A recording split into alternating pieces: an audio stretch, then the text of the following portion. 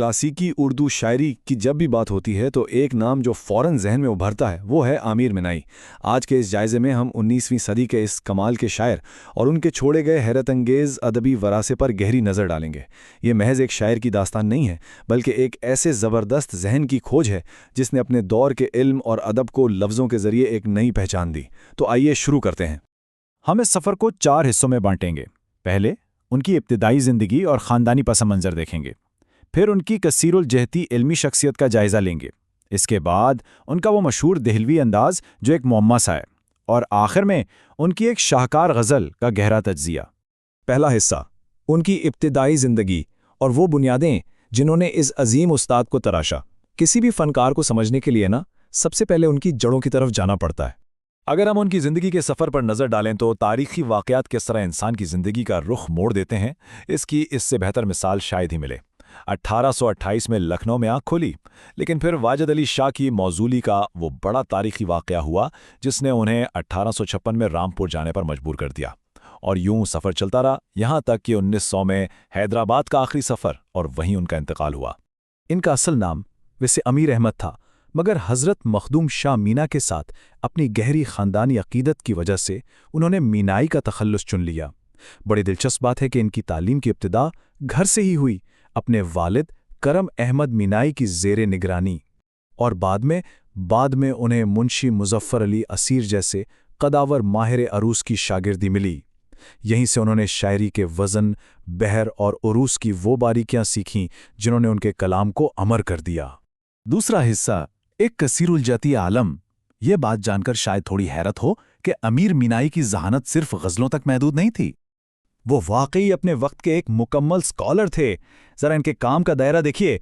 नूर तजल्ली और अब्र करम जैसी नातिया मसनवियाँ और लिसानियात की दुनिया में अमीरुल लुगात जैसी शाहकार डिक्शनरी या लुगत, इनके शेरी दीवान जैसे मिरातुल गैब तो हैं ही, लेकिन इसके साथ साथ मेडिकल साइंस यानी तिब और इल्म नजूम में उनकी गहरी दिलचस्पी, उनकी लाजवाब इल्मी वुसअत का मुंह बोलता सबूत है। कमाल है ना? और एक कमाल की बात यह भी है कि इनका ये क्लासिकी काम आज भी हमारे तालीमी निज़ाम का एक अहम हिस्सा है। ज़रा सोचिए, आज की दरसी किताबों में मौजूद QR कोड्स के ज़रिए 19वीं सदी के इस अजीम कलाम तक रसाई हासिल की जा सकती है। क्लासिकी अदब और आज की डिजिटल टेक्नोलॉजी का क्या खूबसूरत मिलाप है। तीसरा हिस्सा, दहलवी अंदाज़, जो कि एक अदबी तज़ाद मालूम होता है। आइए ज़रा उनकी फ़नी शनाख्त की तरफ चलते हैं और देखते हैं कि उनके कलाम का रंग उनके माहौल से कितना अलग था।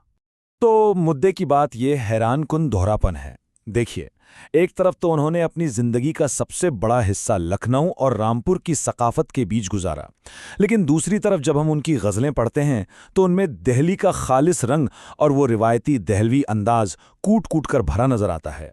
ये उनके मुशाहिदे की वुसअत और फ़न पर कमाल गिरफ्त की ज़बरदस्त निशानी है। वैसे तो उन्होंने शायरी की तकरीबन हर सिन्फ में अपने कलम का जादू जगाया, लेकिन गज़ल बिलाशुबा उनका ख़ास और सबसे मजबूत मैदान था, और इसलिए हम आगे उनकी एक ऐसी ही शाहकार गज़ल का मुताला करने वाले हैं।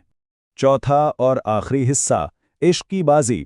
अब वक्त आ गया है कि हम उनकी इस मशहूर गज़ल के अंदर उतरें, जहां हर शेर इंसानी हौसले, लचक और जज्बे की एक अलग ही कहानी सुनाता है। गज़ल की शुरुआत ही कैसी ज़बरदस्त होती है। सरफरोशी की तमन्ना है तो सर पैदा कर। ये पहला ही मिसरा ये बात बिल्कुल साफ कर देता है कि अगर आपके मकासद ऊंचे हैं, अगर कुछ बड़ा पाने की ख्वाहिश है, तो बिल्कुल उसी सतह की हिम्मत और कुर्बानी के लिए खुद को तैयार करना पड़ेगा। यहाँ ये जो जिगर या हौसले की बात हो रही है, ये दरअसल बताता है कि किसी भी सच्चे जज्बे के लिए अंदर से कितना मजबूत होना पड़ता है। जिंदगी के कठिन रास्तों पर चलना कोई कमज़ोर दिल का काम नहीं है, इसके लिए तो एक चट्टान जैसी रूहानी ताकत चाहिए होती है। और फिर आगे चलकर वो कहते हैं, कौन सी जाय है जहां जलवाए माशूक नहीं, शौक़े दीदार अगर है तो नज़र पैदा कर। यहां बात महज हिम्मत से आगे बढ़कर बसीरत और ज़ाविया निगाह पर आ जाती है। मतलब दुनिया में जो असल खूबसूरती और मानवियत छुपी है, इसे देखने के लिए नज़र का होना शर्त है। ये एक बहुत बड़ी याद दहानी है कि ज़िंदगी की गहरी हकीकतें कभी भी सतह पर तैरती हुई नहीं मिलती, बल्कि उन्हें खोजने के लिए एक बाशऊर और तरबियत याफ्ता आंख पैदा करनी पड़ती है। गज़ल का जज्बाती उरूज तब आता है जब मोहब्बत और नुकसान के बोझ की बात होती है। ज़रा अल्फाज पर गौर करें।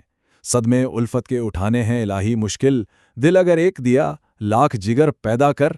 یہ محبت اور لگن کی راہ میں ملنے والے صدمے سچ میں ایک مافوق الفطرت قسم کی برداشت مانگتے ہیں، اور جب ہم ان کی زندگی کے اس پہلو کو دیکھتے ہیں جہاں سیاسی اتھل پتھل تھی، نقل مکانی کے دکھ تھے، تو ہمیں سمجھ آتا ہے کہ اس شعر میں دراصل ان کے اپنے تجربات کی گونج ہے، بے پناہ قوت برداشت کی ایک سچی پکار۔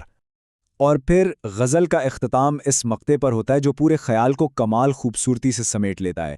عشق کی بازی کا اگر حوصلہ رکھتا ہے امیر، دل جو لوہے کا تو پتھر کا جگر پیدا کر۔ یہ ایک طرح سے انسان سے اس کی آخری حد مانگنے والی بات ہے۔